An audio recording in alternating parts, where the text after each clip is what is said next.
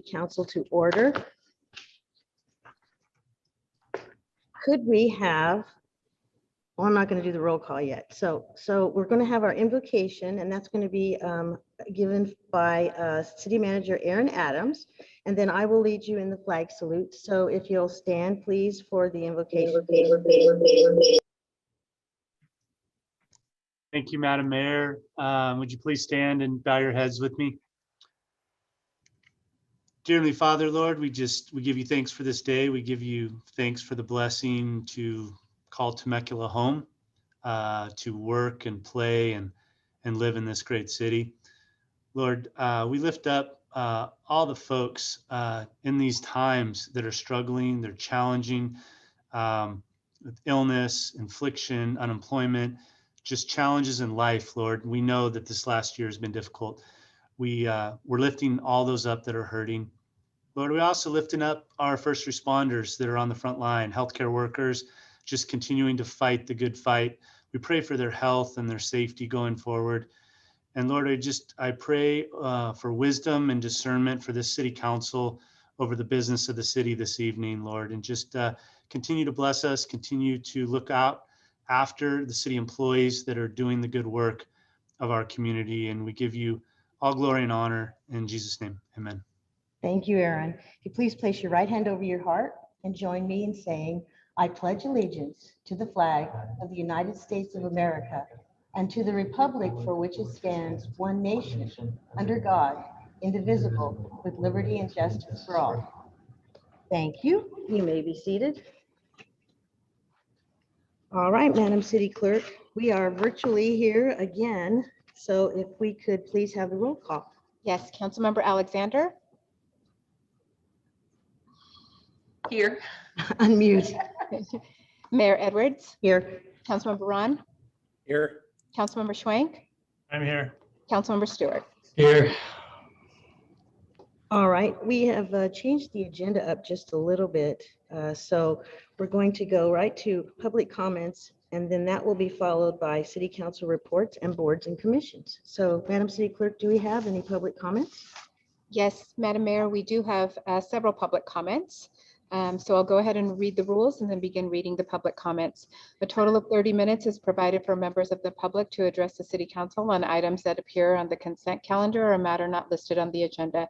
Each speaker is limited to 3 minutes. For all public hearing or business items on the agenda, each speaker is limited to 5 minutes. For this meeting, public comments may be submitted and read into the record pursuant to the important notice provided at the top of the agenda. The first public comment is from Nidia Ibarra. Please join the South Coast Air Quality Management District for a virtual event, a clean air conversation with community faith leaders. Clean air is a matter of life and breath on Thursday, February 18th, 2021 from 9:30 a.m. to 10:30 a.m. We welcome leaders of all faiths to join us for an open discussion on the impacts of air pollution in our communities. Come to learn, discuss, and share your thoughts on improving air quality. For more information and or to register, please contact community leaders at aqmd.gov or call 909-396-2114. The South Coast Air Quality Management District, South Coast AQMD, also has an exciting opportunity for middle and high schools in Riverside County. South Coast AQMD's Air Quality Education Program, the Why Healthy Air Matters program, is currently being offered at no cost to eligible middle and high schools within the South Coast AQMD's jurisdiction. The WHAM program utilizes Kids Making Sense, a science, technology, engineering, and math STEM-based educational curriculum that teaches students about air quality issues. Students have the opportunity to conduct hands-on experience, including measuring air quality with handheld sensors. The program accommodates distance learning. Virtual options include guest speakers via video conference, video lectures, and PowerPoints for each unit. WHAM will also be available for teachers in summer school. Spaces are limited. For more information, please visit aqmd.gov/WHAM or contact Monica Kim at mkim@aqmd.gov. The next speaker is Jonathan Hawes. Good evening, my name is Jonathan Hawes. I served as El Monte City Clerk from 2013 to 2018. Since 2015, I have been a whistleblower on Andre Quintero and Team El Monte's embezzlement of $10 million from the El Monte Promise Foundation Scholarship Fund.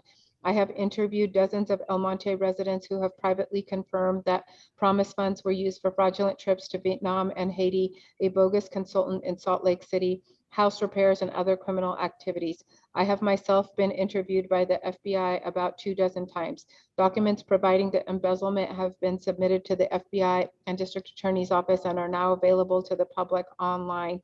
He also provides a Google Drive address. I am asking the Temecula City Council to call out these crimes and protect the vulnerable residents of one of the poorest cities in Southern California.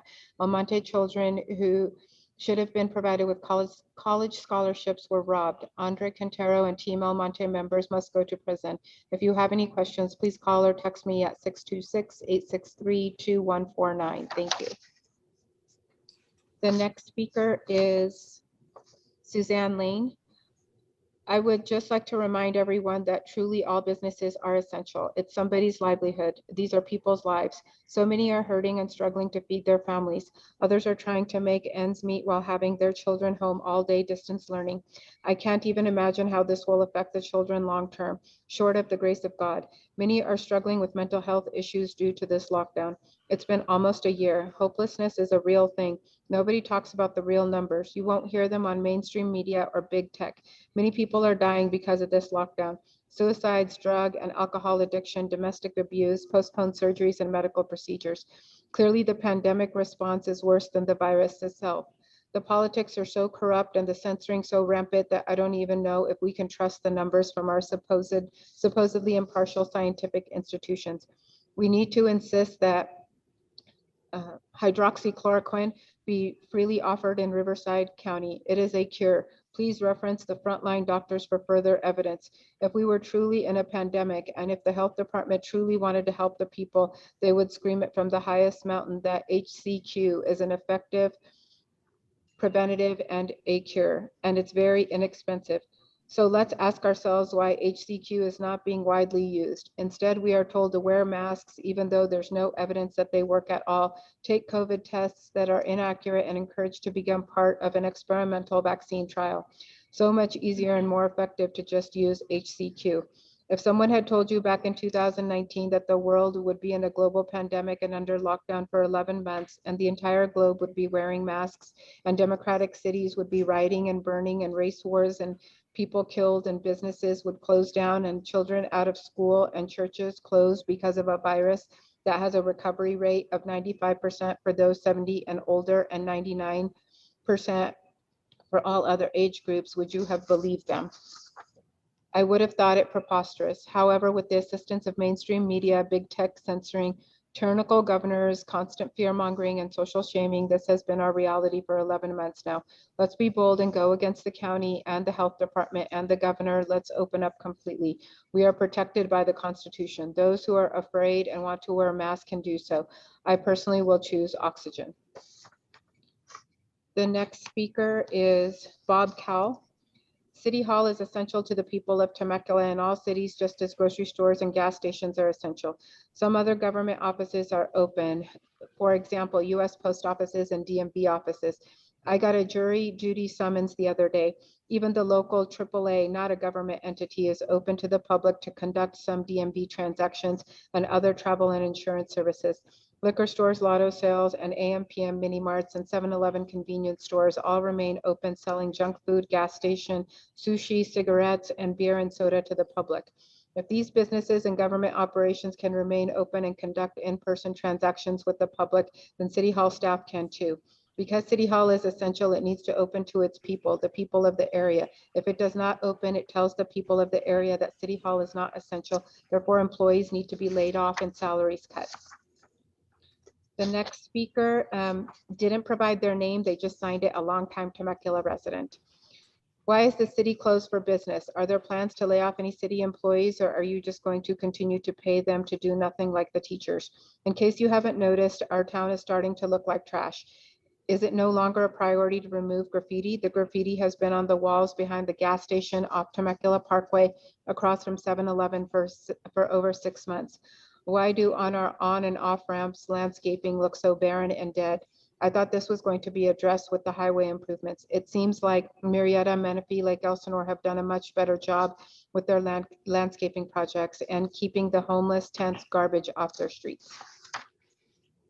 The next speaker is Desiree Ferraro. City Hall is essential to the people of Temecula and all cities, just as grocery stores and gas stations are essential. This comment is actually identical to that provided by Bob Cal, and Desiree just mentions, I read this letter below from President of MTRA, and I fully agree. The next speaker is Treva Bennett.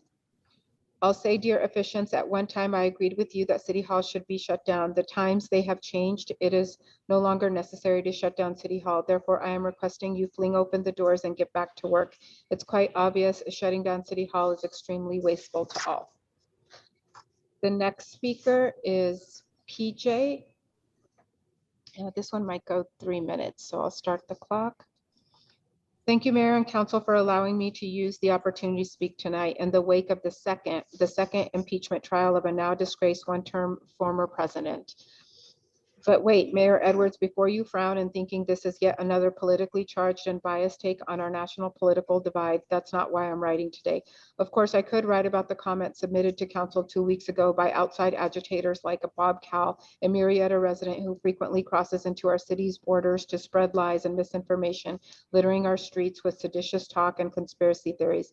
I could write about former City Council candidate Sonia Perez, who loves to talk about being a vessel for the citizens of Temecula, but spends the majority of her time at her business in Fallbrook. Does she live there too? Seems like it. Or harassing city councils all over Southern California, attempting to arrest council members. And of course, I would be remiss if I had chosen to write about this stuff to ignore new council member Jessica Alexander, the one whose election was funded by the Riverside County Sheriff's Association and published racist and derogatory campaign mailers filled and paid for by the sheriffs with lies and darkened photos of her more qualified opponent who happens to be Black. Sorry, Mayor, not so fast. Marianne. Our city, our community continues to struggle with societal issues that have existed for generations. And despite the half-hearted marketing efforts, hashtags Temecula Love and Temecula Fun, many feel ostracized, attacked, and degraded within our city. That may seem dramatic, but like me, a person who has lived in different communities throughout Southern California, there are those in this community who feel as though moving in just 45 minutes inland to find housing landed them into a world of bigotry and encouraged ignorance that seems woven into the fabric of the community. We celebrate the cash cow drunken playground of wine country. We promote photos of white girls wearing sun hats indoors, pounding rose slushies, dudes with half beards pounding big bold reds, marketing, marketing, marketing. Woos all around. While some wineries were quote unquote closed and accepted millions in PPP money, parking lots were opened and camp chairs employed. Nothing to see here. Meanwhile, Old Town Temecula stands out all on its own for having made news as a Southland Super Spreader charter member, as business owners who rake in millions yearly by schlepping craft cocktails and tasteless grilled chicken garnished hold the aioli to the maskless minions, stayed open against state mandates meant to protect those very minions from themselves. Maybe we should have had the sheriffs, never mind. Had those businesses kept a hard line and adhered to the rules, those millennial minions could very well be spending their Friday and Saturday nights dancing the night away, swapping spit, herpes, and fighting in the streets per usual. But we as a collective community aren't smart enough to protect one another. We aren't selfless enough to lend a hand to our fellow man unless we can Facebook it. We aren't enlightened enough to understand that not every person's experience is the same as ours. Madam Mayor, that's 3 minutes. The next speaker is Maria Goyori. City Hall is essential to the people of Temecula and all cities, just as grocery stores and gas stations are essential. U.S. post office is open, DMV open, lots of other stores and services are open to the public. If businesses and government operations can remain open and conduct in-person transactions with the people, then City Hall staff can too. Since City Hall is essential, it needs to be open to the Temecula people. If it does not open, it tells the people of the area that City Hall is not essential and therefore employees can be laid off and need to receive an unemployment check. The next speaker is Rick Reese. This COVID-19 pandemic unleashed by the People's Republic of China has exposed many weaknesses and inefficiencies within our taxpayer-funded public school systems. Perhaps the biggest and most obvious inefficiency exposed is the overwhelming dominance of the Public Teachers Union and their iron grip on too much of the school district's public education policies. This isn't merely the tail wagging the dog, but rather this is more like a flea or tick on the tail wagging the dog. The teachers' unions here locally, as well as throughout most of our state and nation, seem to only be interested in their own selfish parochial interests that can be best summed up as less work for more pay. The results of these COVID-19 shutdowns and closures has had severe and debilitating effects upon students everywhere. Failure rates are dramatically increasing along with student depression and suicides. In the meantime, most teachers and staff continue to collect their full pay while performing their jobs at reduced workloads. As taxpayers, perhaps it is time that we demand a partial or full refund of our taxes, as the cost of our public schools surely cannot be the same. With no sports being played, why should we be paying for high school coaches and PE instructors? With no students on campus, surely the workload of a janitorial staff and cafeteria staff have decreased significantly. If there are no students on campus, then what is the need for such positions? No students on campus means there is no need for school buses and bus drivers. On campuses, no students are being fed, nor are they exercising, nor are there any classrooms, locker rooms, or restroom facilities to be cleaned up after. If school districts continue to cave to these unions, then the taxpayers should be refunded their taxes for non-performance of educational services. Parents of students within such impacted schools should also be offered and compensated with school vouchers so that they can opt to enroll their kids into a variety of charter and/or private schools that are open. If local supermarkets, casinos, liquor stores, and big box retail businesses can remain open and provide their services to the public in person, then the public schools can do the same. If the teachers union refuses to teach in class and in person to their students, then perhaps it is time to reset the entire system. Their jobs should be terminated, and let's move on to a better system in which students and parents can exercise free choice and agency through a voucher system. Please utilize your influence from the City Council to reopen our TVUSD schools and also to reopen Temecula City Hall right away. The next speaker is Christopher Bout. Good evening, members of the Temecula City Council. I have a very brief message for tonight. Please use your influence with the Temecula Valley School District to reopen schools now and end this senseless lockdown. Kids are suffering. Madam Mayor, the next several comments have to do with an identical request regarding inclusionary housing. So I will read the identical request once and then add the names, and then I will read the variant comments afterwards. The first comment is from Sarah Patent. This is a public request that the Temecula City Council placed the following items on the agenda for the February 23rd, 2021 City Council meeting. Number one, warehouse at Creekside to address the numerous violations of the regulatory agreement and discuss the city's ability to take ownership of the property. Number two, inclusionary housing ordinance. Number three, the attainable homeownership proposal that was submitted to the city in April 2020. I appreciate your time and attention to this very important community matter. With that, Maureen O'Sullivan would also has identical comments for the request to place the matter on the agenda. Jordan Bourbonis has the identical request to place the matter on the agenda. Gordon Ship has an identical request to place the matter on the agenda. Melinda Reyes has the similar request to place the item on the agenda. Kevin Beta has the identical request. Phoebe Fitzgerald, identical request. And George Harris, identical request.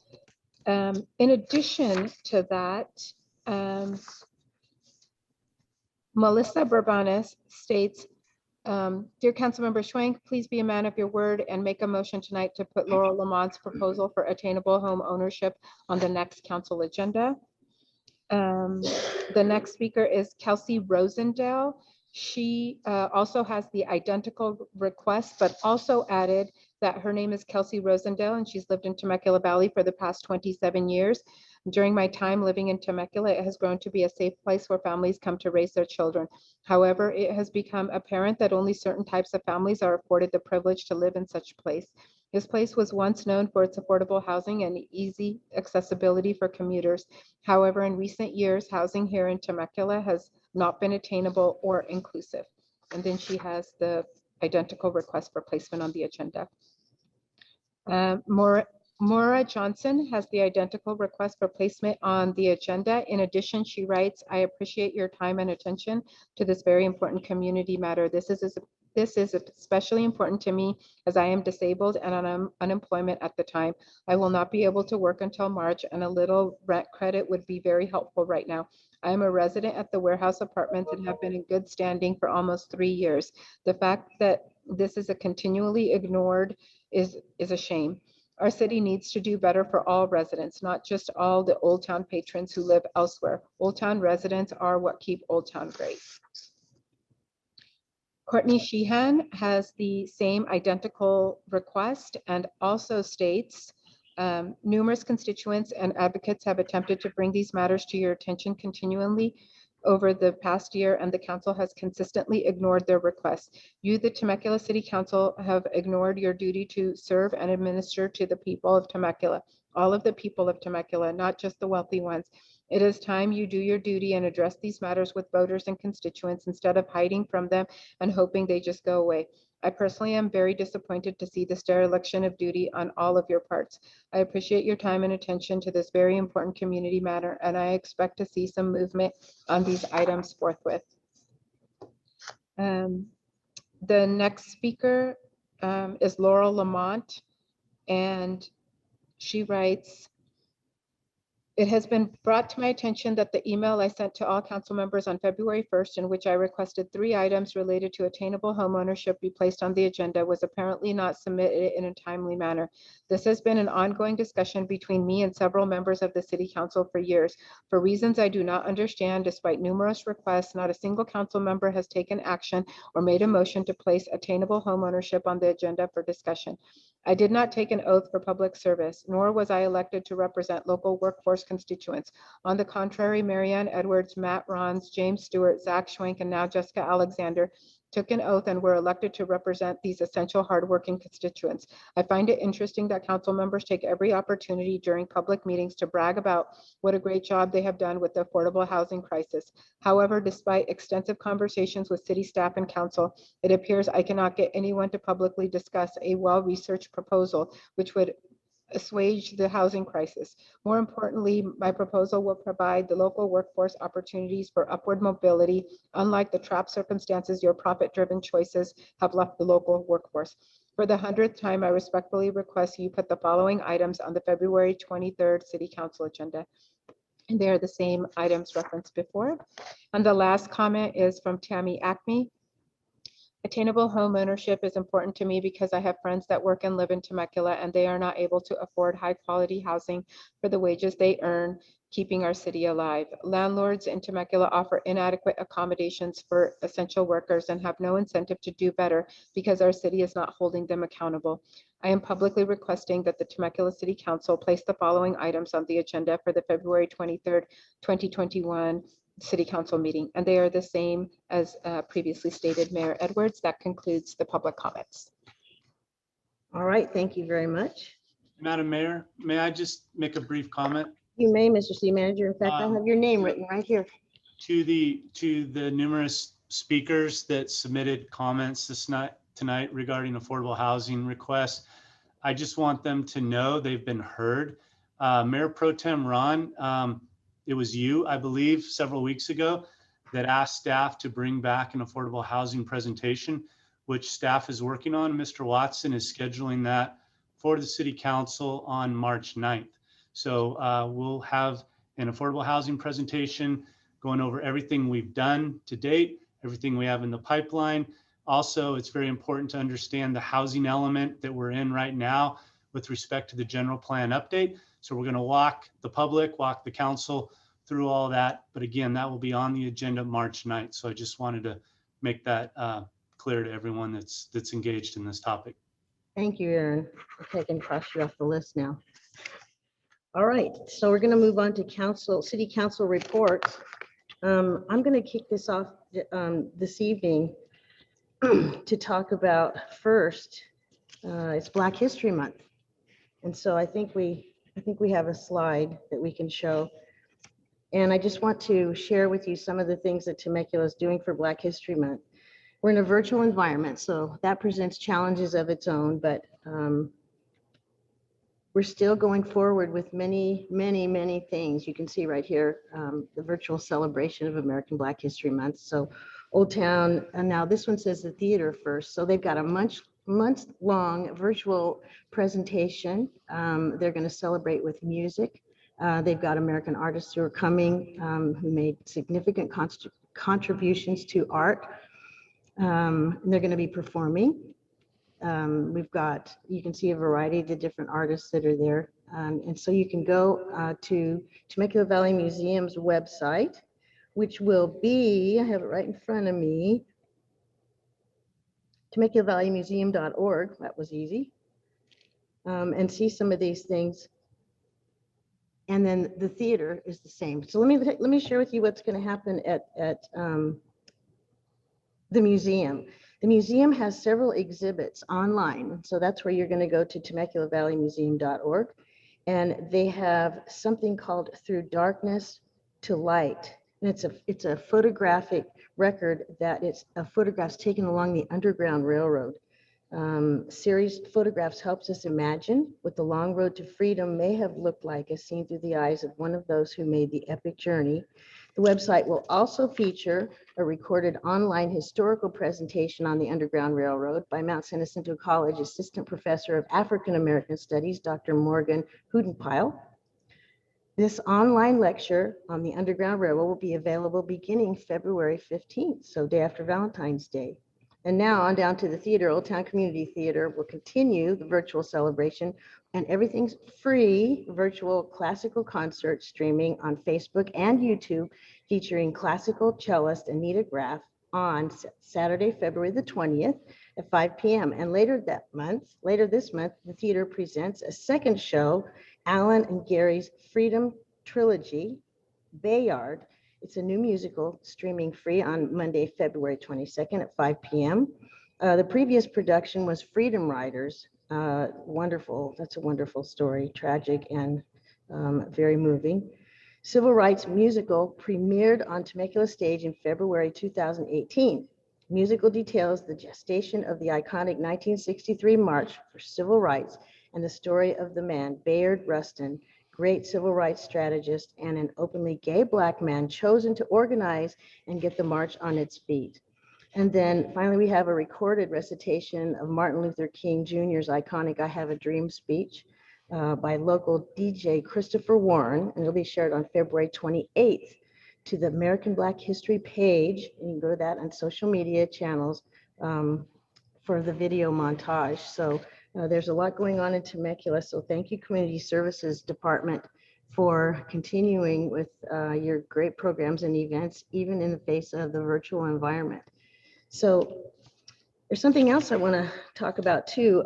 Earlier this year, Councilmember Schwenk and I were appointed to represent the city on the Southwest Riverside County Energy Authority, JPA. Now, JPA is Joint Powers Authority, and it's where government entities come together to work on projects, benefit from projects, or share projects. And we were appointed to approve an amendment to the power purchase agreement with BioStar Renewables, which is the owner and operator of the large photovoltaic system that you're looking at right now, which is located on a Santa Margarita Ecological Reserve of Smyrna. Now, just to be clear, we are not an energy company. We're not taking over energy. We're not competing with Edison or anything like that. This is forming a joint powers authority that shares in the energy produced by this solar array. So, and just last week, members from the JPA board, we met and we indeed approved the documents to move this project forward.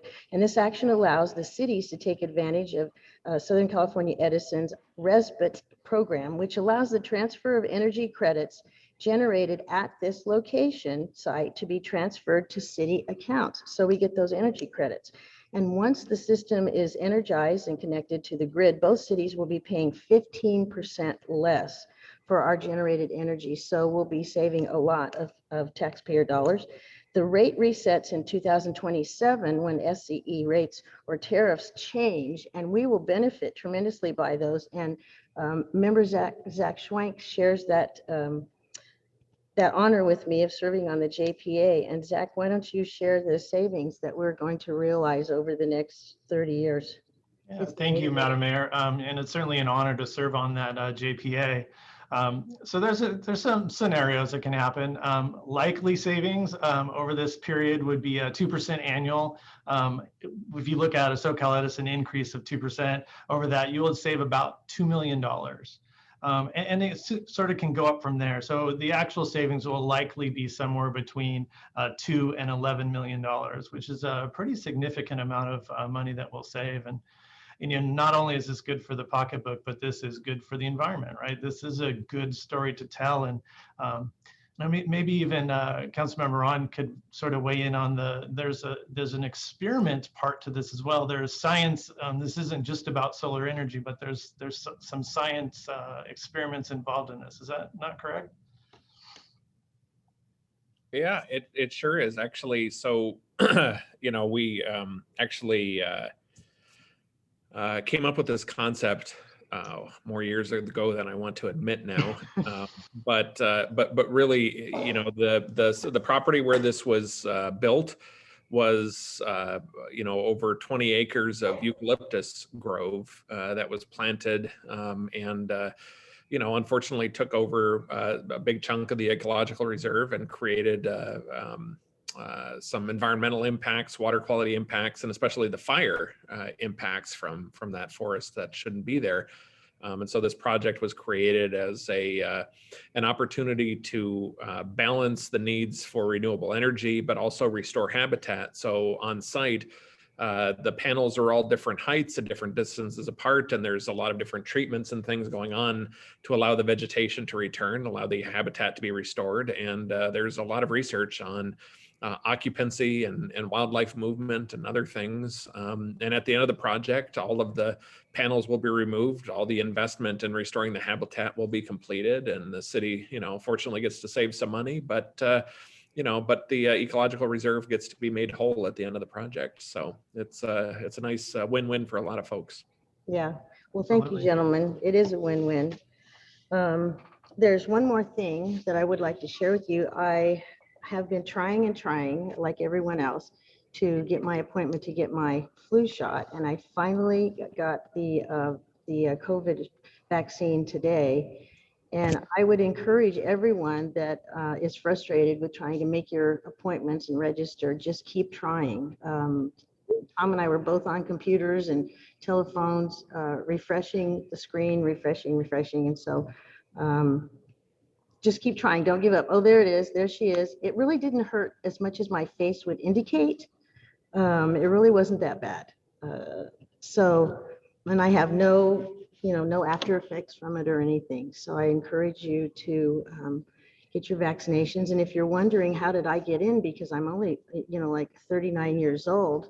I want to tell you that I was sworn in as a police officer today. That's how, because I joined the first responders. No, that's not true. Tom and I both qualify as official senior citizens. So just keep trying, don't give up. And I happen to be at Loma Linda today. Temecula Valley Hospital has things in, CVS, pharmacies do. So, and try all those different locations, but don't give up. Okay, so now, do we have any other council comments? Zach, go ahead. Yeah, thank you, Madam Mayor. I feel like I need to, even though our city manager sort of weighed in on some of those comments, I need to at least acknowledge those. And I actually had some notes, Aaron, so you sort of covered some of the things that I was going to bring up that we're certainly talking about. And I know there's quite a bit of frustration just with respect to housing and really how slow the process is on a lot of this stuff. And, we try to have comments and conversations over the years, and, it's certainly a complex issue. Just trying to move some of this stuff forward in this space. And one of the things that I want to piggyback on, and I'll bring it up at our next meeting when we do have that update, because I think it's important to that we continue to engage some of the community partners, and specifically Habitat for Humanity. I think they do wonderful work in our valley for that attainable home ownership for sale product for families. And I've had some conversations with their executive director and just sort of gleaning what they know and some of the visions that they have. So if and again, I'll bring this up at the next meeting, but Mayor Pro Tem Ron and I sit on that affordable housing subcommittee, and perhaps we could have the executive director come to one of those meetings and just have this sort of robust conversation about a lot of the things that we're hearing in the community. And what can we do, and what should we do? We certainly have a lot of work to do in this space, and I think there's a lot of opportunities that maybe we leave on the table sometimes, and I think we need to try to make some moves on some of this stuff. So, and then just with respect to, I know Director Watson and his shop has done a great work, just sort of mediating between some of those concerns. I know I've been copied on quite a few emails. And Luke's sort of covering those bases or some of those concerns that are brought up. But as they keep coming in, maybe those are things we need to continue to revisit and have that conversation about. So that's all for me, Madam Mayor. Thank you. All right, thank you. Anybody else? Stu, Matt, nobody? Jessica, no? All right, then we're gonna move ahead. We have board and commission reports, and I see we have some new faces on for our commissions. But let's go first. Well, Eric, you're here, so let's go with Eric. Good evening, Madam Mayor. I need not remind you that Valentine's Day is right around the corner. We have the perfect craft that can be made right from the comfort of your home. And your little ones can choose to create a dog or cat design with our simple heart-shaped craft. Check out the video on social media at Temecula Park and Rec. That is our report for this evening. You'll hear from us in a little bit. All right, thank you. Yes, we will, a little bit later on in the meeting. And I happen to see Gary Audie. Gary Audie, you gonna unmute yourself? Hey, how are you? You gonna talk to us about the pump Madam track? Mayor. Oh, well, I don't know if I'm gonna, I can talk to you You're about it. there. I mean, Absolutely. you're actually Oh. there. Yes, just a few words on it then. Yeah, I was out there the day before it opened, and people were already trying to get on it as they completed it. But again, it's just another one of those things. The pump track, the main pump track, and now the mini pump track just gets so much use from our community and the youth. And what this mini pump track did, it just allowed those with developing skills to have a place to go that was a little more safe than the big pump track. So the interest is great. The activity is great out there. Just another great thing that the city of Temecula has done for quality of life and getting people out and moving around and in the great outdoors. So thanks for letting me speak to that. Oh, you're welcome. Anything else happening in community services? I kind of stole your thunder there with Black History Month. Is that everything, Gary? Madam Mayor, you're speaking to me, or are you speaking to? I am speaking to you. Is Sarah that Levine? Okay. is that? Yes. Yeah, go ahead. So actually, Madam Mayor, Community Services is on tonight because they're gonna give us so much good information during their annual joint meeting with. I was gonna put some of the other guys on the spot too, but I won't. I'll go ahead and wait. So We appreciate it, but we do have Planning Commission Representative Ron Garrio, as well Ron as Garrio. Public Traffic Safety Commission Chair Bob Hagel. all right, Ron, let's go ahead. Good evening, Mayor and City Council members. Hope everybody is doing well. I know you're all working hard in this virtual reality setting that we're in, but life goes on. We did not have a meeting on February 3rd, so nothing to report there. However, the commission is going to have a very busy year coming up. We'll be reviewing plans for several industrial buildings. We have architectural review for Summers Bend, the Winchester Hills Harveston specific area, and other housing developments, and development plans for hotels and a new restaurant that's in plan review. And has been mentioned, our commission, along with staff, is involved with the planning, general plan update, which includes the housing element. So I guess we'll have more for you on February 9th, but that's it for tonight, and good seeing y'all. Thank you, Mr. Guerrio and Bob Hagel. It's good to see you. Good evening. First of all, we want to thank you for the quick appointment of David Maddox, our new commissioner. And he was sworn in our last meeting last week and has already been participating at a high level. So we believe he'll do a great job with us. And we really thank you for how fast you got to that matter. So I am chair for this year, and our J.R. Richardson is vice chair. And so the first thing that we did our last meeting was get an update on the Rancho, California Water District recycle water pipeline. And many of you may know, particularly if you live or work or travel down in the south part of the city, Temecula Parkway is having a lot of work done with this big pipeline that's going in. And we've been through several phases. We're in phase 2B right now, which is working between Pechanga Parkway and Jedediah Smith. In March, the final third phase of this will be underway, and they'll be working from Jedediah Smith to Rancho Pueblo, which is right by Rancho Community Church. The project is working during the day. It was too expensive for Rancho Water to do at night, so they're working during the day. And in formulating this project, our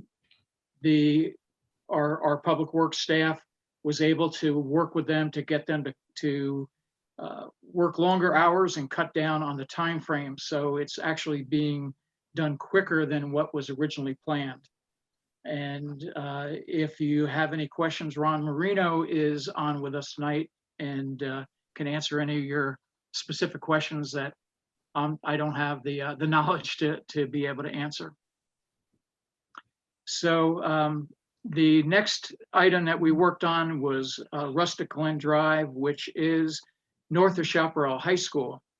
And the issue there was complaint of speeding and an issue of what they believe to be cut through traffic. The difficult part of working on this project during this time frame that we've had since March of last year is with the school not in session at the school. It's hard to evaluate how much traffic is going through that. So there's been a number of things that have been done there, but we put up a speed trailer. Speeds, the road is 25-mile-an-hour road. The speeds were averaging 31 to 32 miles an hour. The average daily trips was 1918. And for that type of neighborhood, that's within the expected number of trips. So we really can't say that there was a lot of cut through traffic there. So what we're doing is putting together a safety awareness program for the HOA there. Radar trailer is being put up with a speed limit advisory, posting a speed limit and enforcement. And then I think what we're going to do is take a look at this when the school opens up again and see how speeds are at that time and what kind of traffic is going through that neighborhood. So the last thing that we worked on was Goldenrod Road, which I think there is a slide for. And Goldenrod Road is north of General Kearney. Goldenrod Road actually goes all the way up to Murrieta Hot Springs. It is partially in the county.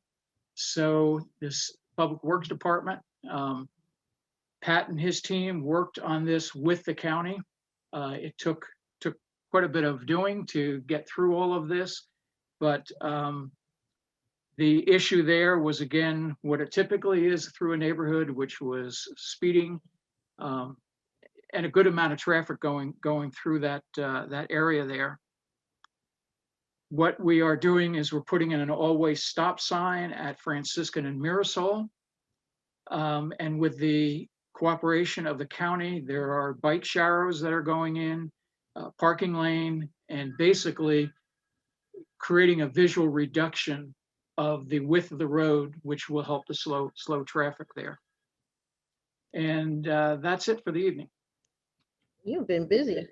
We've been busy, so I don't think we've really missed a meeting all last year. So Well, very good. All right, so we have our public safety report with Captain John Crater. Good evening, Madam evening. Mayor, Mayor Pro Tem, and City Council members. I just want to thank you guys for your outreach to the fire department and your support for us. It means a lot. I want to thank our firefighters and their family for the tireless efforts and understandings that are going on during this pandemic. It's one of the largest challenges our fire department's ever faced. And we really, truly do appreciate the support from the city of Temecula, and we'll continue to protect the citizens of Temecula and throughout Riverside County.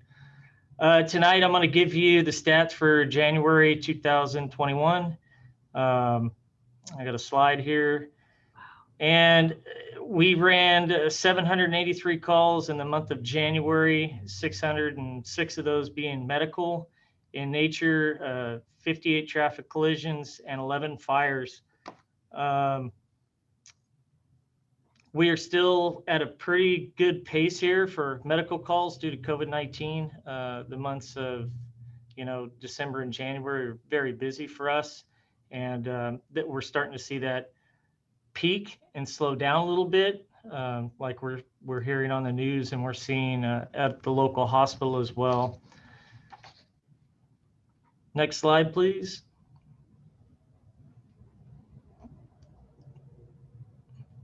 And then as far as the prevention side for our plan reviews and annual inspections, plan reviews for the month of January, we did 309. Construction inspections, we did 225, and annual inspection 770. There were no counter or public inquiries in City Hall because it is closed. That concludes my report. I also want to, and I have the honor of introducing our new battalion chief for the city of Temecula. You could go to that slide. I think Dan Olson's with us. And if Dan has audio, I think he does. I do. I'll let him introduce. Hello, good evening, Madam Mayor and council members. Thanks for the opportunity for having me tonight. I appreciate it. As Chief Crater said, my name is Dan Olson. I'm one of your newer battalion chiefs that just recently transferred to the city of Temecula. Very excited for this opportunity. I have 25 years of experience within the fire service, a majority of that working in the cities of Moreno Valley and Indio. Really excited to be able to work here. I grew up here. I've lived here since 1986, went to elementary school, high school here, met my wife here, and I'm grateful for the opportunity to be able to work in the community I grew up in, as well as serve in the area that I still call home today. So thank you, and I look forward to meeting you all very soon in person. Well, thank you. Congratulations. We're delighted to have you, and welcome home. Thank you, ma'am. You're welcome. Okay. And that concludes my report. If there's any questions, I'd be happy to answer. Anything? Chief Crater? Thank you very much. Thank I you. know you're very busy, and please give our regards and thoughts to all of your colleagues. Yes, ma'am. Thank you. All right. So right now we're going to move to the annual joint meeting of the City Council and Community Services Commission. We'll conduct the annual joint meeting between City Council, Community Services Commission, and we'll receive presentations regarding the same. So I'm going to throw it to whoever is going to take off for Community Services. There's Kevin. Good evening. Evening, Madam Mayor. I actually don't have a intro. I mean, saving the best for first in this case. So with that, Chair Levine. Well, I was going to put them all on the spot, but All good. And speaking of good evening once again, Madam Mayor and members of the council. Eric Levine here, and as chair of the Community Services Commission, it is my privilege to present, along with the rest of our fellow commissioners, the following highlights and accomplishments as examples of serving our city by creating community, engaging residents, and promoting civic pride the Temecula way. Next slide.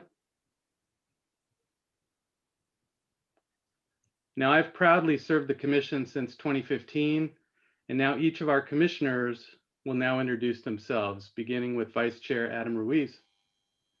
hi, Adam. Hey, Mayor, how you doing? Good. Well, good evening, Madam Mayor, Mayor Pro Tem, members of the council, staff, and guests joining us tonight. My name is Adam Ruiz, and I do have the privilege of serving as Vice Chair of the Community Services Commission. It's been a ton of fun, and I cannot believe I'm starting my third year already on the commission. Gosh, I can't believe it either. Seems like yesterday. Hello again, Madam Mayor and council members. I'm Gary Oddie, and I have been on the commission for 2 years. I put you on the spot because I've known you for 32 years. So Yes, thank yeah. you for that. Madam Mayor, members of the council, my name is Chris Krastevsky. I've been a commissioner for 1 year now. It's been an interesting year, to say the least. Lots of challenges, but as you'll see tonight, we've accomplished a lot, and very proud to serve on this commission. Gosh, Chris, it's been a year already. It has. Time flies when you're getting old. Good evening, Madam Mayor and City Council members. I'm Kathy Sizemore, and I am the newest commissioner on the commission, having just started my first term in January. And I am excited to get involved and get busy. Is it everything you dreamed it would be and more? Yes and no and yes. Yes, it's a lot. Community services does a tremendous amount.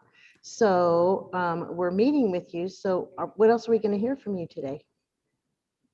Well, first, as you can see up on the slide, we have a picture of our one of our outgoing commissioners. I mean, we want to take this opportunity to thank our outgoing commissioner and my friend Dale Borgeson for his incredible 6 years of dedicated public service to Temecula, and to thank his wife Barbie Borgeson for sharing Dale with us. And as you all know, he will definitely continue to contribute from this new resigned position.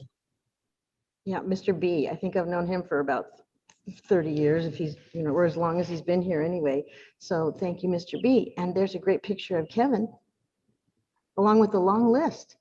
That's right, on with the show. We'll be highlighting just a few of the many accomplishments that Community Services has achieved in 2020. Team TCSD has completed and adopted the Community Services Master Plan, which conducted extensive community outreach this year to help craft a strategic plan to serve the community into the next decade. We also launched Temecula's Wi-Fi Gardens, along with TVUSD, departmental, commission, and council support, providing equitable access and shoring the digital divide. The community relations team produced 4 episodes of Around and About Temecula, plus 28 shorter segments, and introduced a new park adventure series. Additionally, our team was decorated with more awards this year from the Public Relations Society of America and Temecula's DigiFest.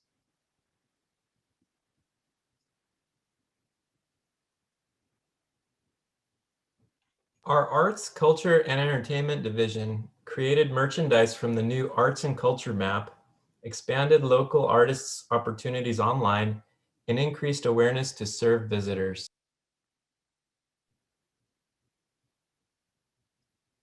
The Temecula Aquatics team served 20,000 plus patrons with lessons, public swim, and had a record number of lap swimmers.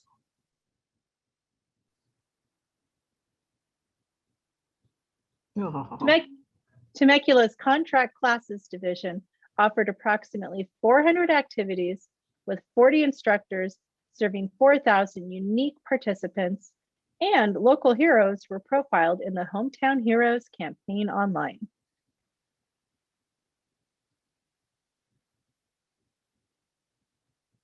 Temecula's homeless outreach team updated and streamlined the homeless resource guides and forms in 2020, and proving once again the spirit of charity in our community, a food drive was held in collaboration with the Community Mission of Hope during the pandemic.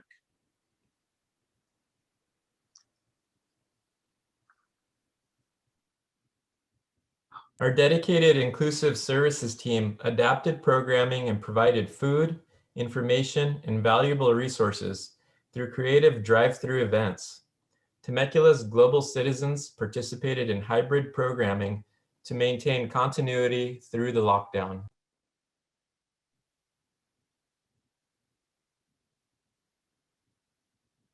The Ronald H. Roberts Temecula Public Library continues to be the busiest library in the county, circulating over 234,000 items and offering express pickup service to over 7,600 customers in 2020. The Temecula Valley Museum celebrated local veterans by creating an original documentary with grant support from the California Arts Council.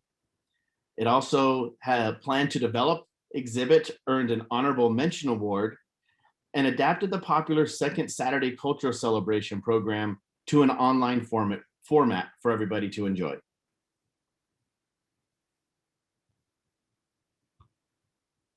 Community Recreation Center and Ronald Reagan Sports Park provided unique opportunities and adapted our teen programming, summer stay camp, DIY color run with 112 participants, and the very exciting opening of the mini pump track.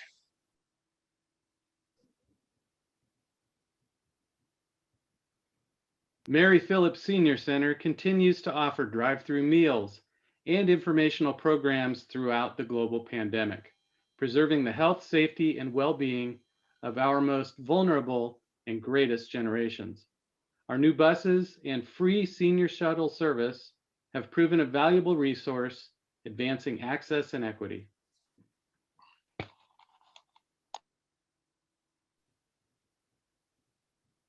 Our special events team reimagined and transformed Temecula's signature and community events and provided virtual experiences as well as socially distanced in-person experiences such as Santa's 13 Nights visiting 40 Temecula neighborhoods.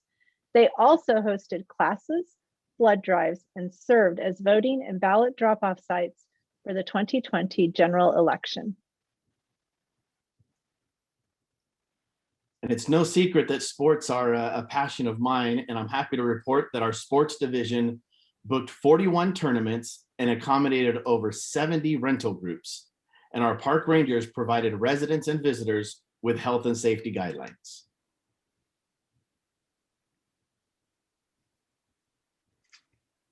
Our mayor highlighted some of the amazing things that are going on at the Temecula Theater, and the Merc hosted 229 performances attended by nearly 34,694 patrons through March 12th, 2020. That was pre-pandemic. We had our best attendance to date at the annual celebration of American Black History performance and commemorated the theater's unbelievable, it's 15 years. So the 15th anniversary was on October 4th. So Gary, I'm just asking, the 34,000 was from January through March? No, it was, I believe that it's going to go from 220, right? So 2019 to 2020, 1 year up to the pre-pandemic. Yes. Okay. I didn't see how they could get that many in 3 months. We're amazing. Yes, you are. Temecula creates community through people, parks, and programs. Through our award-winning recreational and cultural programs, community and human services, and special events and activities which enhance Temecula's exceptional quality of life for all residents while prioritizing health, safety, and well-being above all. So as you can see, we had a very extremely busy and successful 2020. So what does 2021 have in store for us? Well, I can tell you that TCSD's top priorities for 2021 include the safe and responsible reopenings and resumption of events, as resources allow to restore TCSD staffing levels to support those reopenings, continued implementation of the Community Services Master Plan recommendations, which includes programs and renovations at parks and facilities, launch a robust public art program and creative campaigns, and reimagine and innovate community services post-pandemic in a way that shows through humble excellence, Temecula cares.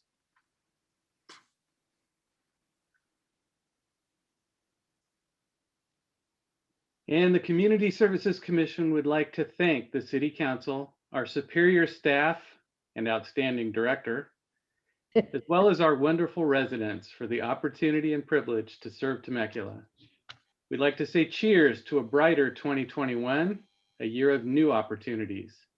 This now concludes our presentation, and we're available for any additional questions. That was just great. Council members, do you have any questions? They've been busy. None, Stu? Sorry, I did the wrong one. Okay, so with the state starting to open up, where we stand with opening the parks up for like tournaments again? Does anybody know? Councilmember, are you just referring to sports leagues? Yes, exactly. Right, we're just all waiting for state as well as regional guidelines, and we'll follow their lead once we get the all clear. We're poised, like every other city, to implement our sports programs, and when permissible, we're allowing for conditioning and other activities as well. But we're just going to adhere, as always, to whatever guidelines are currently in place. Okay. Stand by. Any other questions? Zach? I don't have a question. Is it okay for comment right now, or would you like me to wait? Yeah. Okay. So thank you very much for that presentation. To say that I'm proud of the TCSD Commission would be a huge understatement. Just sort of looking at what the commission and under the leadership of Director Hawkins and staff has done this past year is sort of like phenomenal. I mean, it's just unbelievable. You didn't dial it in, you dialed it up. There were so many things that were new and innovative and met our community with what was possible, and showed the community how much TCSD is truly embedded into our daily lives. And I just want to, from the bottom of my heart, thank you and just show my appreciation for all the work that all the commissioners have done, whether you've been on for a couple months or several years, and Director Hawkins and staff, the amount of time and energy that we've put into this past year. I know we tend to, as a whole, sort of look at the negatives of things, but I believe you and your staff and the commission looked on the bright side of things and what could be possible, just sort of tweaking things a little bit. And some of the things that we did, whether it was the Christmas drive-through parades or the Get Egged event that was like sold out lickety split, have just really shown us how important you all are to the community. So from the bottom of my heart and my family's heart, I just want to say thank you for everything that you've done this past year and will continue to do this next year. Thank you. Thank you, Zach. For the kind words. Anyone else?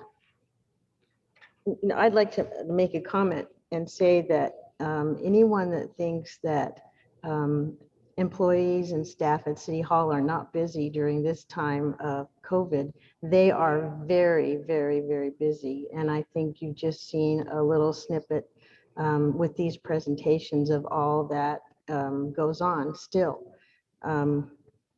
And I can tell you one thing, I'm having more Zoom meetings now than I ever had regular meetings before. So I think Zoom has facilitated, more communication. And I think because of that, I think we're actually getting more things done. And because of COVID and, fewer people on the streets and things like that, departments are able to do some of the things that they normally can't get caught up on, so they're catching up, maintenance around the city, maintenance to facilities. And you saw all the fire inspections that are getting done. I mean, 670, really?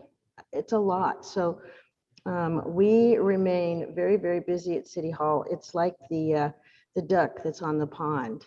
The duck just seems to be sitting there floating and moving along, effortlessly. But if you can see below the water line, those feet are going a million miles an hour. And so I just want to thank city staff for continuing to maintain the high standards that our residents demand and deserve. So we really appreciate y'all. So thank you. Okay. We are going on with the consent calendar. All matters listed under the consent calendar are considered to be routine and all will be enacted by one roll call vote. There will be no discussion of these items unless members of the City Council request specific items be removed from the consent calendar for separate action. Number 1, waive reading of standard ordinances and resolutions. Number 2, approve action minutes. Number 3, approve list of demands. Number 4, adopt resolution reaffirming and proclaiming the existence of a local emergency related to the COVID-19 virus pandemic. And I'll just say that this is necessary in order for the city to remain in compliance and continue to receive COVID funds. Number 5, approve the Transportation Uniform Mitigation Fee Agreement with Western Riverside Council of Governments for the French Valley Parkway Phase 3, Jefferson Avenue to Inez Road, right-of-way phase, project number PW 1903. And that's everything. So if I can have a motion. Move consent. A second. Madam Mayor, Ma'am. I'd like to see if we can pull item number 4. All right. So then you want to change your motion, Zach, to be items, excluding number 4? Yeah, we'll move consent except for item 4. Okay, now I need a second. Second. Second. Okay, got a second. So could we have a roll call vote, please? Then we'll move on to item number 4.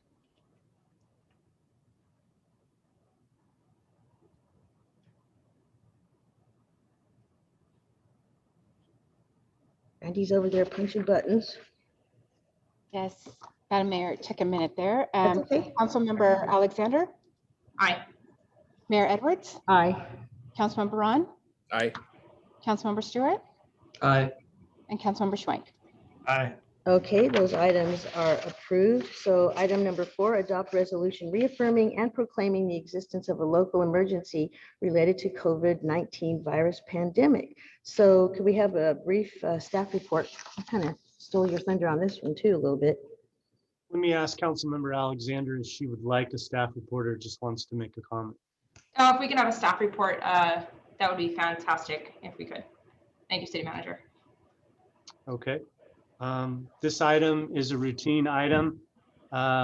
We declared a local emergency along with every other city in California as well as the state back in March or April of 2020. This was in conjunction and in concert with declared emergencies at the federal level, the state level, the county level, and then of course at the local level. The benefits of declaring a local state of emergency include, but are not limited to, eligibility for reimbursement for COVID-related expenses that the city may have. That could come through any number of areas, whether it's FEMA on the national side or Cal OES on the state side. And it's beneficial, obviously, to cities to remain under that umbrella of an emergency to be eligible for that fiscal reimbursement. To give you an example, last year, the city was the recipient of nearly, I want to say, maybe about $1.3 million in COVID-related expenses. This resolution is not asking the city council to declare a new emergency. It is merely to consider extending it for 60 days. This has been our practice over the last 12 months during the course of this global pandemic, was every 60 days to bring it back for consideration. To my knowledge, there has been no lifting of a state of emergency at the national, state, or county level. So in this particular case, it would be my professional recommendation that we continue to remain under that umbrella for eligibility for future reimbursements. Other advantages of this declaration include expediting contracts or access to materials or things that the city may need to get its hands on. This is part of the emergency management system that we operate under. And with that, I'm happy to answer any further questions that the council may have. Jessica, did you have questions? A couple things. First off, I know, Aaron, you and I got to speak a little bit, but you touched on one thing. The 1.3 million for the COVID expenses, what exactly is that for? And is that previous? So for instance, are we sitting here trying to make up the money that we lost from the previous 2 months or however long, or is this for anything coming up?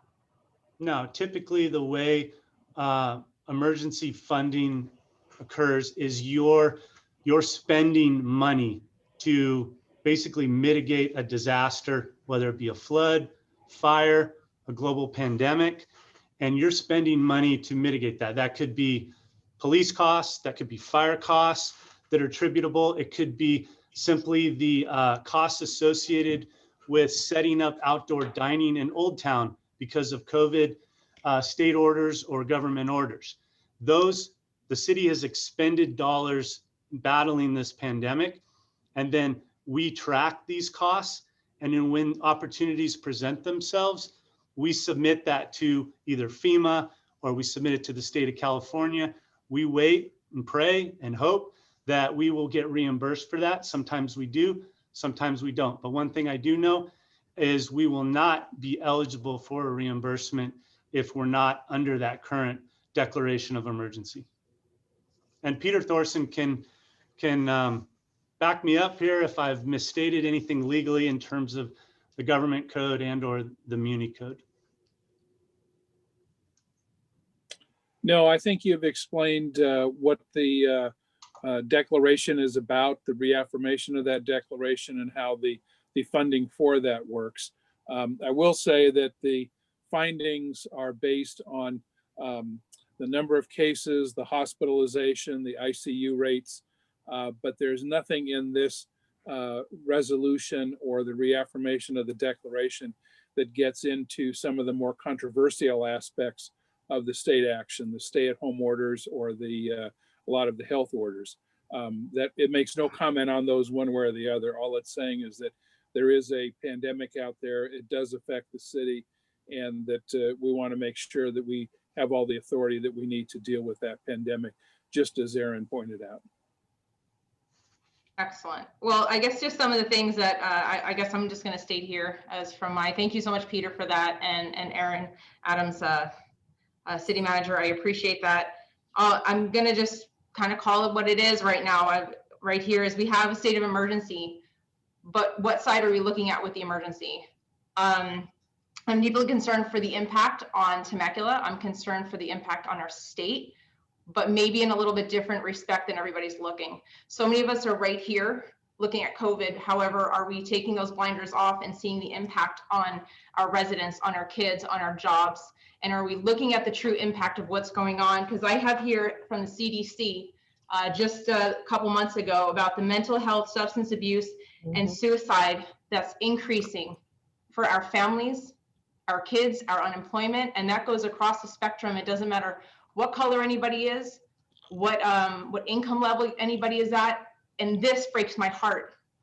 I have 5 children at home that I am blessed that can go to school. I have no idea how some of these moms are doing it, because I've seen on videos what's going on, and it's breaking my heart that these kids aren't learning. Our unemployment is skyrocketing. And it really bothers my heart. And I want to see who are we protecting? Our main goal, and this is where I really stand, our main goal is to protect people from dying. COVID has a 99.9.4 to 100% recovery rate.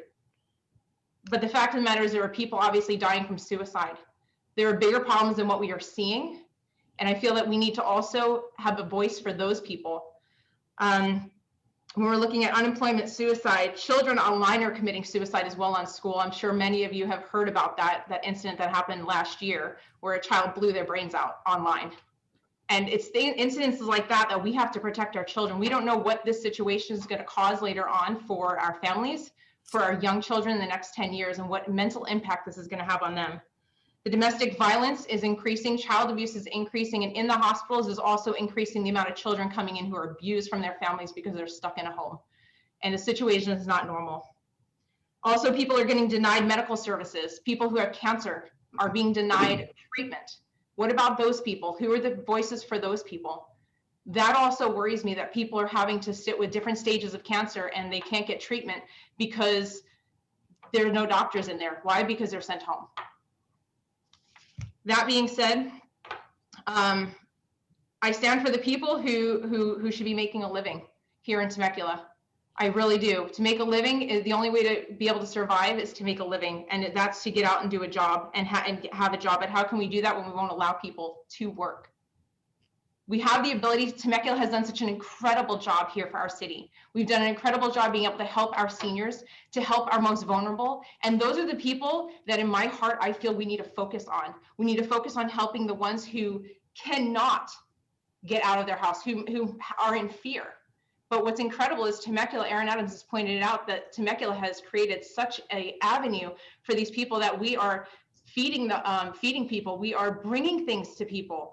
Well, what about allowing the people to get out, to be able to, who've had the virus, who aren't in fear, and let us help those who are in fear and can't get out of their homes. The infection rate obviously has increased. However, at the same time, it's increased and we've been the most compliant. So what are we looking at? We've been very compliant, but at the same time, it increased and now it's starting to decrease again. I believe every business is essential. I believe every school is essential, and I believe every human being is essential. And that has been from the time I got on, actually from before I became a city council member, is to protect life. I've done that since I was 18, and I will continue to do that. And there is no doubt in my mind that if we can open up safely, and we can work together as a community, and we can get lives saved beyond just this COVID. That's it. You good? I'm good. Thank you. All right. Do you want to go ahead and make a motion for number 4? I'll move item 4. Okay. Second. I got a motion and a second for item 4. Could I have a roll call, please?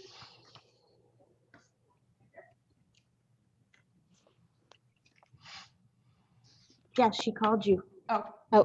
I apologize. I was under mute. Councilmember Alexander? Nay. Mayor Edwards? Aye. Councilmember Ron? Aye. Councilmember Stewart? Aye. Councilmember Schwenk? Aye.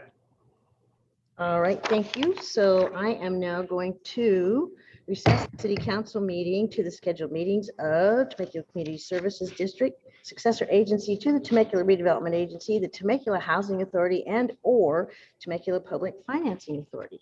So Zach? Thank you very much, Madam Mayor. I will now call tonight's Temecula Community Services District meeting to order. Madam City Clerk, since we're still remain in this wonderful virtual setting, would you please call the roll? Yes, President Schwenk. Director Alexander? Aye. Director Edwards? Aye. Director Ron? Aye. Director Stewart? Aye. And President Schwenk. I'm here. Thank you so much. Do we have any public comments this evening? We do not. Okay, thank you. I'll go ahead and dispense with the reading of those rules and we'll move on to our consent calendar. All matters listed under the consent calendar are considered to be routine and will be enacted by one roll call vote. There'll be no discussion of these items unless members of the Temecula Community Services District request specific items to be removed from the consent calendar for separate action. I have one item this evening. Item number 6 is approve the action minutes of January 26th, 2021. I'll entertain a motion. Move approval. We have a motion. Do I have a second? Second. Okay, motion and a second. Would you please call the roll call vote, please? Yes, Director Alexander, Aye. Director Edwards, Aye. Director Ron, Aye. Director Stewart, Aye. and President Schwenk. Aye. Thank you very much. That passes 5-0. We'll now move on to our director's report. Director Hawkins, do you have anything for us this evening? After all of that, you know, just my thanks to the city council, actually, as our TCSD family appreciates our dedicated commissioners. And, you know, we remain committed to helping improve the quality of life here in Temecula through our community services. So thank you all for the blessing of our commissioners and the support that you offer us. And nothing else to add tonight, Mr. President. All right. Thank you very much, Director Hawkins. Do we have a general manager report? Nothing All right. tonight. Thank you very much, sir. Any board of directors reports? Nope. All right, seeing none, I will go ahead and adjourn this meeting to our next regularly scheduled meeting. It'll be held on Tuesday, February 23rd, 2021. Thank you, sir. All right, we are now moving to the joint meeting of the successor agency to the Temecula Redevelopment Agency and the City Council. So meeting is called to order. We can assume that all the same people are here that have been here this evening. So Mayor we Edwards, need to go for the record. we do All because right. part of the executive order. So Okay. I'll just very quickly say, call the roll. Director Alexander, Aye. Director Edwards, I still I. Director Here. Ron, Aye. Director Schwenk, I'm here. Director Stewart. Yep. Okay. And we have no public comments. Thank you. Okay, so we have the consent calendar. All matters listed in the consent calendar are considered to be routine and all will be enacted by one roll call vote.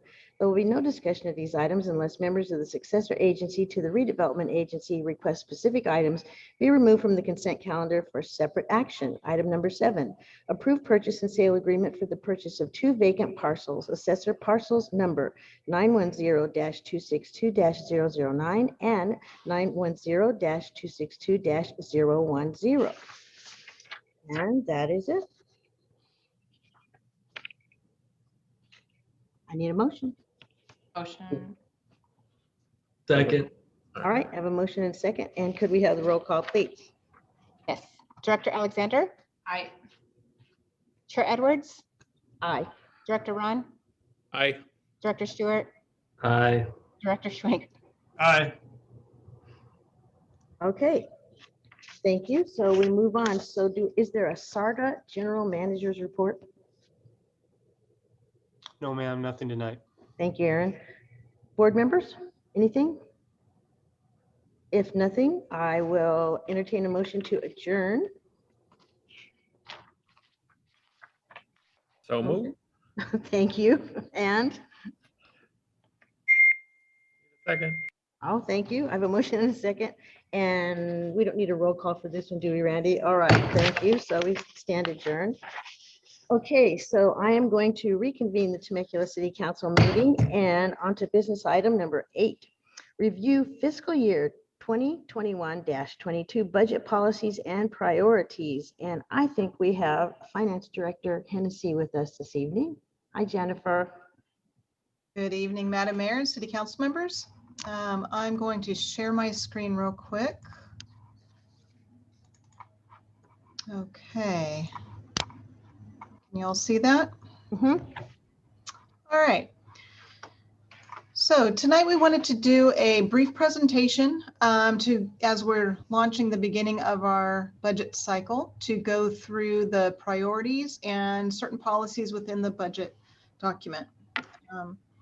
We'll go over sort of the background as to why we're here talking about this tonight. We'll look at the budget process. I'll touch on the highlights of the general fund and CIP for 2021, discuss some budget priorities, and then finally some policies. So last year at the end of the budget cycle, some council members encouraged us to bring budget topics to you all earlier on in the budget process to gain more public engagement and council feedback. And then ironically, the Government Finance Officers Association, known as GFOA, also updated their best practices this year regarding the municipal budgeting process. And they now are including more engagement with the council, commissions, and the public throughout the budget process to review the financial policies, and then use several other forms of communication throughout the budget document, which would include videos, social media, links to other documents such as the Quality of Life Master Plan, and then two other items that we're already including in our budget document, which is a strategic planning process outlined and explained in the document, and then also departmental performance measures are now mandatory, and we've been doing those for several years. So luckily we have those already covered. To discuss the budget process. So it really starts in January of each calendar year. And we start with reviewing where we are in the current year's budget. And then we update our 5-year financial projections. And then in February, the second meeting in February, we bring the council the mid-year update, which is an update to the current budget. And then we also in February kick off the next year's annual operating budget and the CIP program, capital improvement program. Between March and April, that's when staff is developing their recommendations for the operating budget and the capital budget. And then in May, we present the council the proposed budget and the proposed CIP at the May workshop. And then in June, the first meeting in June, the council typically adopts the annual budget and the CIP. And then the cycle starts over between July and December. We do ongoing analysis, budget versus actual variance reviews of both revenues and expenditures. Throughout the year, the budget can be modified within the existing funding or appropriations that council has approved. We have administrative authority to do budget adjustments within a fund. And then any new appropriations or additional funding must be approved by council. Throughout the process, there's 3 primary deliverables that we work towards. And the first being the preliminary budget, which is an internal document that contains all of the departmental requests for the ensuing fiscal year. And that we create in the March-April timeframe. And then in May at the budget workshop, we present the proposed budget, which includes all of the city manager recommendations for appropriation. And then finally, any changes from that proposed budget are presented again in June in the final budget for the annual operating budget and the capital improvement program. And then once council approves those documents, they become the adopted budget. And then new this year, we're also including budget engagement sessions with each of the boards and commissions, and those will be occurring in the February-March timeframe. So just a reminder as to where we are, where our budget stands currently. In October of 2020, we provided an update to you all, and this just summarizes where that update landed. For general fund, our total revenue for fiscal year 2021 is just over $81 million. And the important thing on this slide to notice is that on the chart, our revenues, which are shown in the black line, are exceeding the expenditures in each of the 5 projected years, indicating that the city is structurally balanced. The general fund expenditures total just over $79.7 million, with a majority or 59% being spent on public safety expenditures. And then finally, this shows the projected fund balance. Currently, our fund balance is projected to be a little over 28.8 million for fiscal year 2021. And then the important thing to note on this chart is that the yellow diamond indicates where our desired reserve is, and the black line indicates where our projected reserve is. And you can see that in each of the 5 fiscal years, we are meeting our desired reserves, and they are fully funded throughout the years. And then in addition to the emergency reserves, we also have an irrevocable pension trust that is set up to pay for CalPERS retirement or pension costs. And right now that trust has a little over $16 million in it. And this money can only be used for reimbursement of CalPERS cost or the pay down of future CalPERS costs. This slide is a summary of our capital improvement program. As adopted last June, we had a total of 84 projects, totaling a little over $623 million, pretty sizable CIP. Of that $623 million, $514 million are funded, and then a little under $110 million is still yet to identify a funding source. So when we build the annual budget, we use a number of priorities. The main priority document that we refer to as the Quality of Life Master Plan. Within this plan, it outlines 6 core values, and we're adding a 7th core value with the race, equity, diversity, inclusion. But these 6 core values really drive the allocation and the appropriation of the budget dollars. Each core value has between 5 to 7 specific long-term goals, and the department's performance measures link back to these goals and core values, as well as every CIP project within the capital improvement program. The Ready Commission will be recommending new core values and long-term goals to support that 7th value.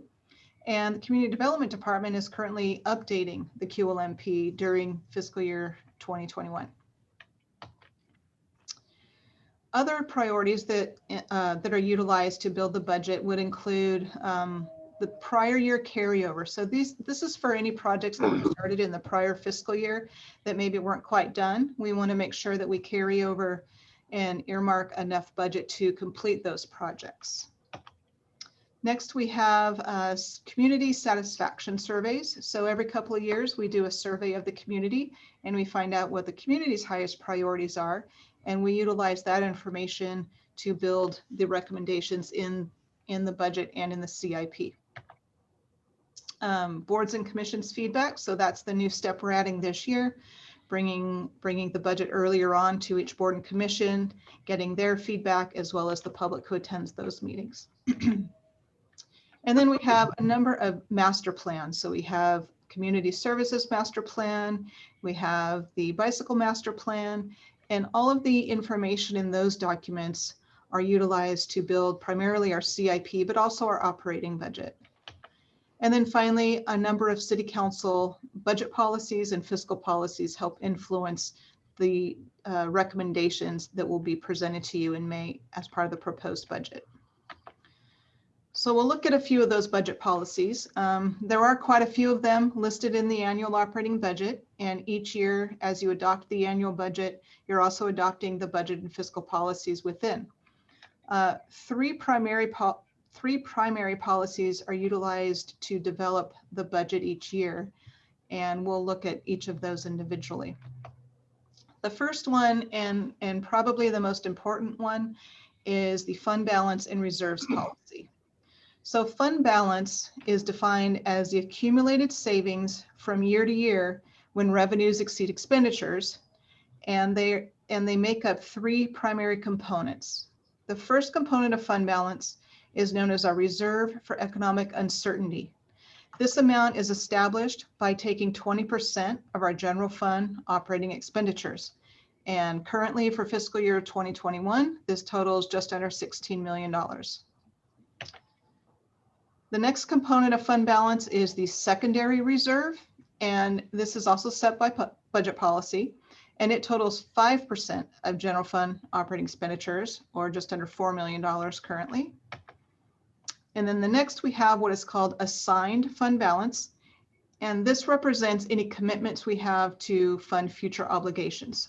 Predominantly they're capital projects, and right now we have just under 1.2 million in assigned fund balance. And then finally, we have the remaining, which is available, or the uncommitted remaining balance. And right now that's just over 7.7 million. And these funds, because they're one-time money, should only be used for one-time expenditures. And the next budget policy actually spells out the appropriation priorities for that unassigned fund balance. The first of which is public safety equipment or other non-recurring programs. And then there's asset management reserves. And asset management would be the future replacement of city facilities, city fleet, technology, things of that nature. Third would be capital improvement projects. And then fourth would be the reduction of unfunded liabilities related to the CalPERS pension or other post-employment benefits. And then finally, the reduction or avoidance of further city debt. The next policy to focus on is regarding Measure S appropriation guidelines. So when Measure S was adopted or was approved and we started receiving those funds back in 2017, the council approved appropriation guidelines of which public safety was the top priority, and then asset management, then then capital improvement projects, and then finally general services or community services funding. And as you can see in the pie chart, it's pretty well distributed towards public safety, capital projects, and general services. We do set aside annually $500,000 plus or minus into asset management funds. And then as time goes on, as the cost of public safety and community services increase, there will be less available funding for capital projects and or asset management.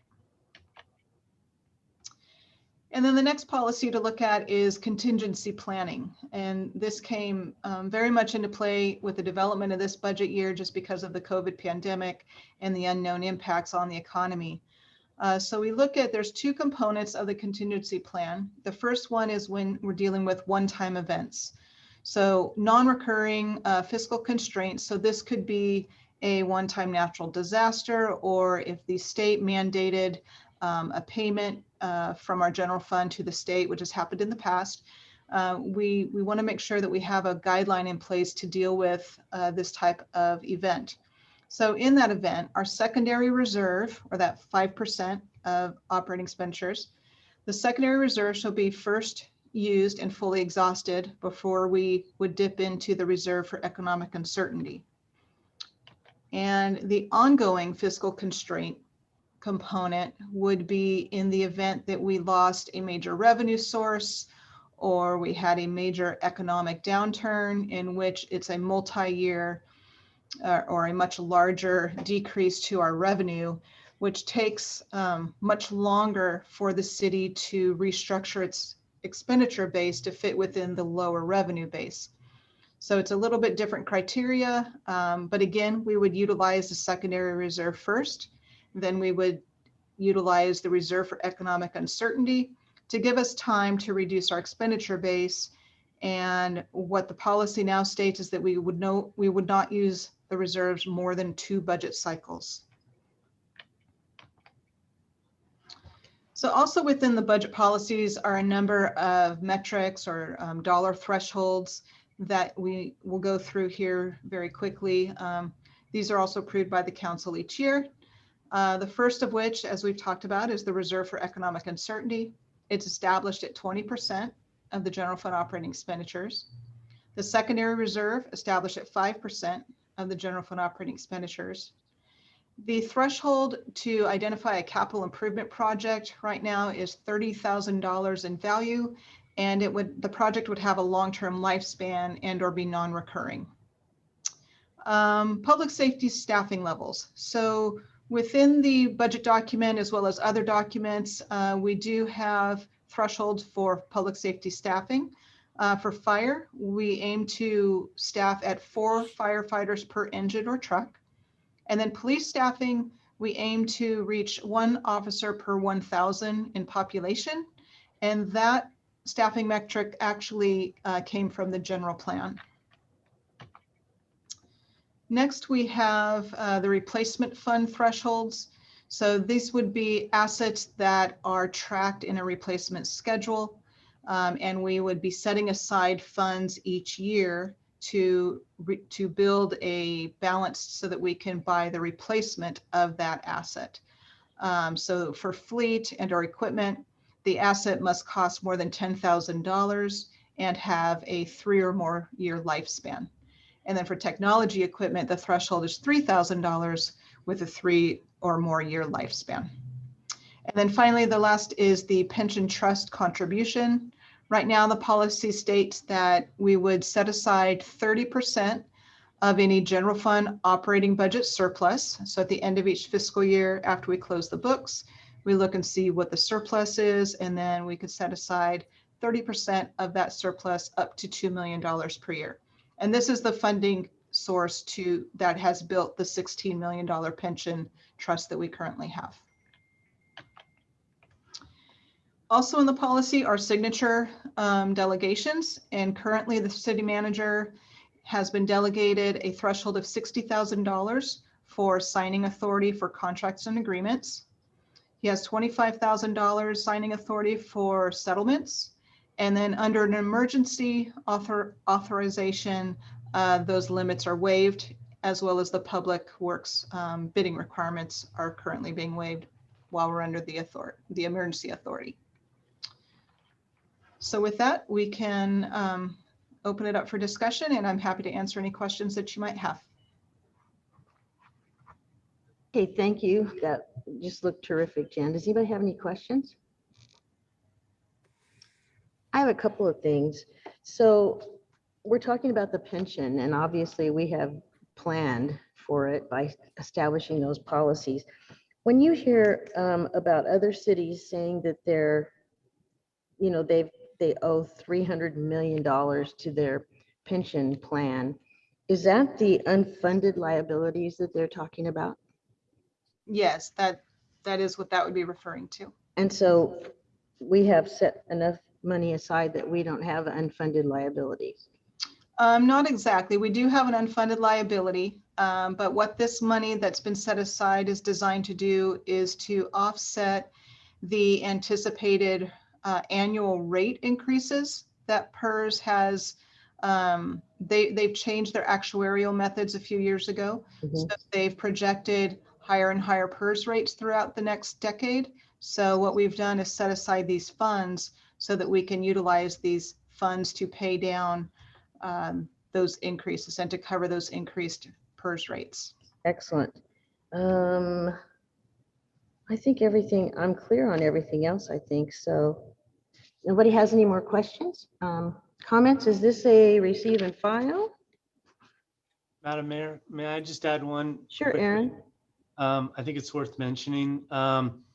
You saw sort of the fiscal conservative approach to setting up not just a 20% reserve, but I think it was about 6-7 years ago where the city council said, you know what, best practices kind of suggest 25. And so we added that 5%. So we have a 25% reserve. In the 32 years that we've been a city, we have never once had to utilize a penny from either the primary reserve or the secondary reserve. And last year, while we were entering into a global pandemic, we had a lot of speculation. I mean, we had to ratchet things way down. You recall the budget that got adopted. And we were anticipating that we were going to have to use a percentage of that secondary reserve to balance, right, in fiscal year 2021. But when we went back and looked at things in October and we reconciled, it turned out that we did not have to actually tap that secondary reserve. So it remains intact, as does the 20%.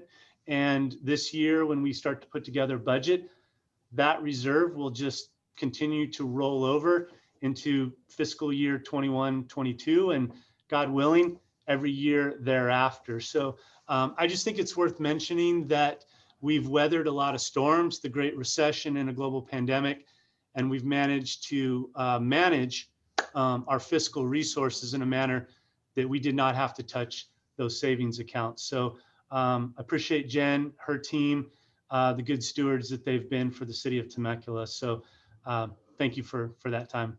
Yeah, great job, Aaron. Again, excellent. Stu? Yeah, I do have a question. So the reserve funds, they're kept in, are they kept in money markets? What are they kept in?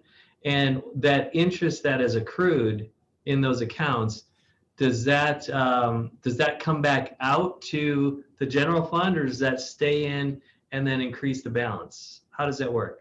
Great question. So the fund balance of all of our funds, so we have over 80 separate funds, and the balance are all accumulated together and invested in a variety of interest-bearing accounts. The interest that's earned is allocated back out to each fund proportionately. So the general fund does get their share of interest earnings each year, as do all of the other funds that have positive balances. Is that good? So are you saying that the interest does stay within that fund? It does not come back out. So essentially, if we never touch that 20%, it could be 25% in 5 years, or 30% in, based on how the market's doing and how each account is doing it. Am I right? Or at some point, do we bleed that off to maintain that 20% level? Jennifer, maybe you need to explain sort of the legalities of interest and LAIF and how LAIF works. And we can only collect very little interest. Right. Right. So yeah, in theory, we'd love to be able to invest that and make great market returns like we're seeing in our own private investments. However, governments are under a much more stringent investment requirements, and we are not allowed to invest in stocks. We're not allowed to invest in anything that would remotely be risky, because we are fiduciaries of public funds, and those public funds have to be invested in very safe and secure investments. As such, we earn probably less than 2% on average since the Great Recession. So we earn very, very little interest, but it does stay within the funds. And not to get overly technical, but some funds are restricted in nature. So any interest earned there has to stay within that fund, can't be commingled. So there are other parameters we have to follow when it comes to investments and our own investment policy as well, which is also included in the budget. Does that answer your question? Stu, you knew there had to be Yes, some kind of thank you. restrictions on Well, it, right? No, I knew that, but I just Yeah, wanted to no, I'm clarify kidding. But to the public and, everybody who might be listening. Yeah. It's like, okay, there is money that's accrued, and she just pointed out not as much as you might think, but it does stay within that fund. So I just wanted to clarify that. yes, and as long as we maintain the mandated levels that the council has established, then we don't have to contribute extra to that fund. So, but LAIF is the common area where cities deposit their funds, and really it's by law. So, and that's one reason we set up the pension trust, is because under a trust establishment, the trustees of that trust are allowed to invest in different instruments than we are as a municipality. So the earnings rate on that trust it's ranged from 7 to 11% per quarter, just depends on the quarter. But in regard, that money is earning a much higher rate of return than our city money.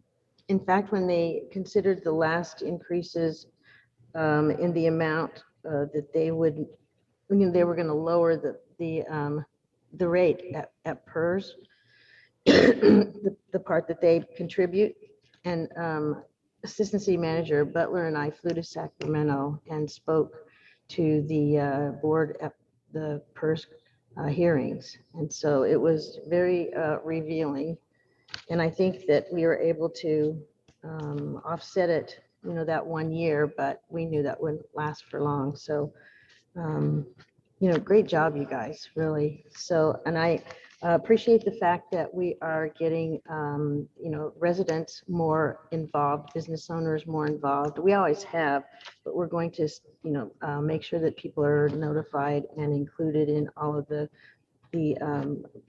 pre-budget meeting, so there'll be opportunities for people to come and hear the presentation and offer comments and it's great that we're getting the commissions on board too. Okay.